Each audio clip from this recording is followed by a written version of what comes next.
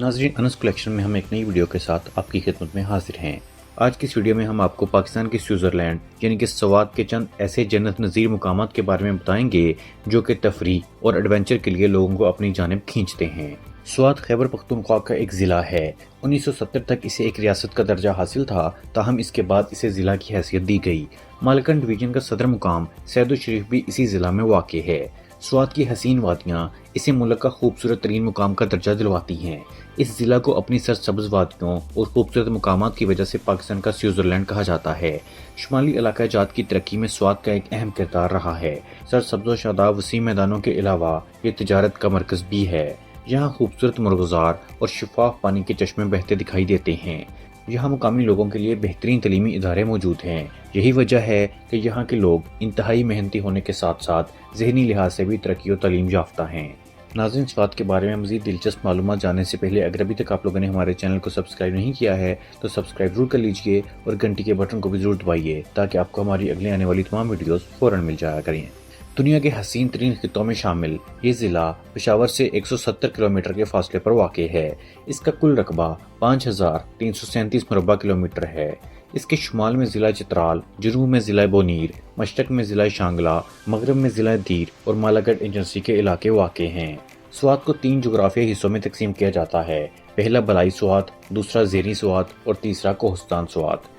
سوات میں 2005 میں طالبان کے لیڈر ملا فضل اللہ نے اپنا ریڈیو چینل شروع کر دیا تھا، کیونکہ اسے اندازہ تھا کہ ریڈیو ہی یہاں کے لوگوں تک خبریں پہنچانے کے لیے ایک بہترین ذریعہ ہے، اس لیے اسی کے ذریعے علاقے پر کنٹرول کرنے کی کوشش کی گئی۔ سوات کے لوگ زیادہ تر کھیتی باڑی اور زمیندارا کرتے ہیں۔ شدت پسندوں کی وجہ سے سوات کے لوگوں کو کئی مرتبہ نقل مکانی کرنی پڑی، کیونکہ جب شدت پسندوں کے خلاف آپریشن ہوا تو یہاں رہنا کئی لوگوں کے لیے مشکل ہو گیا تھا، کیونکہ یہاں کے لوگ امن پسند ہیں اور کسی معاملے میں نہیں پڑتے۔ سوات میں قیام پاکستان کے بعد بہت ترقی ہوئی ہے اور یہاں کے لوگ شدت پسندوں سے چھٹکارا حاصل کرنے اور امن کے قیام کے بعد دوبارہ یہاں سکون سے زندگی گزار رہے ہیں۔ یہی وجہ ہے کہ یہاں سیاحت میں بھی اضافہ ہوا ہے۔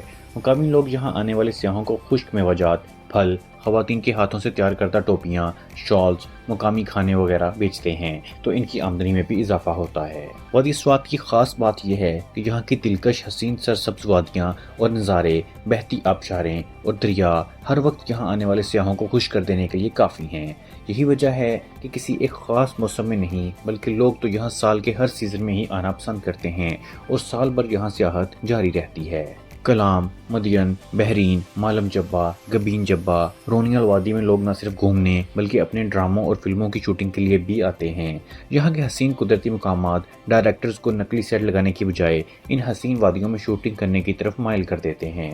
2008 میں پاکستان آرمی کی جانب سے آپریشن راہ راست کے بعد یہاں کی کئی وادیوں میں امن قائم ہوا تو یہاں ڈراموں کی شوٹنگز کا بھی آغاز ہونا شروع ہوا۔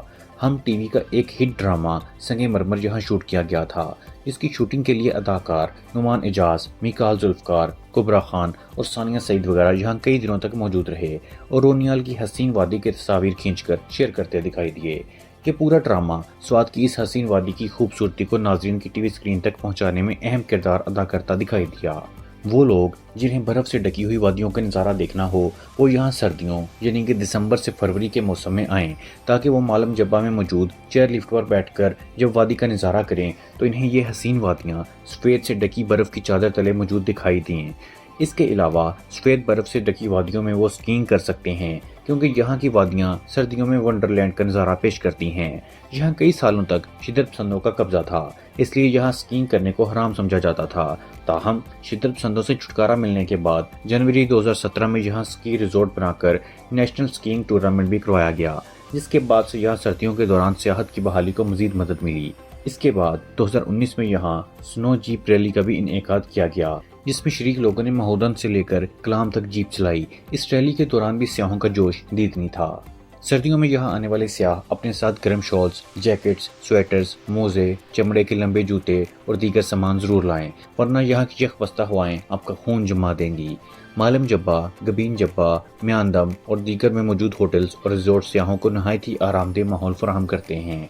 وہ لوگ جنہیں ایڈونچر کا شوق ہے اور جہاں کے پہاڑوں پر چڑھنے اور اونچائی سے سوات کی خوبصورت وادیوں کو دیکھنے کا شوق ہے، انہیں یہاں گرمیوں کے موسم میں آنا چاہیے، کیونکہ اس موسم میں سیاح آرام سے کیمپنگ کر سکتے ہیں، پہاڑوں پر چڑھ سکتے ہیں اور اپنے ایڈونچر کو پورا کر سکتے ہیں۔ یہاں کے پہاڑی اور درختوں کے سلسلے، خوبصورت دریا اور آبشاروں کا اصل حسن گرمیوں کے سیزن میں دکھائی دیتا ہے۔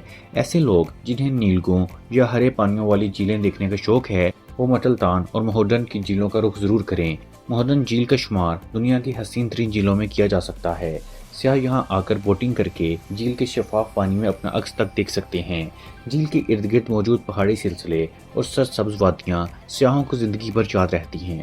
یہی وجہ ہے کہ جو ایک بار یہاں آ جائے وہ بار بار آنے کی خواہش ضرور کرتا ہے۔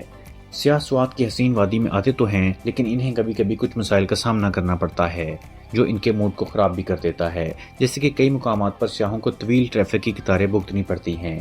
جب یہاں زیادہ برف باری اور بارش ہو جائے تو پھر روڈ کے ذریعے سفر ناممکن ہو جاتا ہے۔ یہ وہ تمام مسائل ہیں جنہیں اگر حل کر لیا جائے تو پاکستان کے اس سوئٹزرلینڈ کی سیاحت کو مستقبل میں مزید فروغ دیا جا سکتا ہے۔ ناظرین، امید کرتا ہوں کہ آپ کو ہماری ویڈیو پسند آئی ہوگی۔ کمنٹ میں اپنی رائے کا اظہار ضرور کیجیے گا۔ ملتے ہیں اگلی ویڈیو میں۔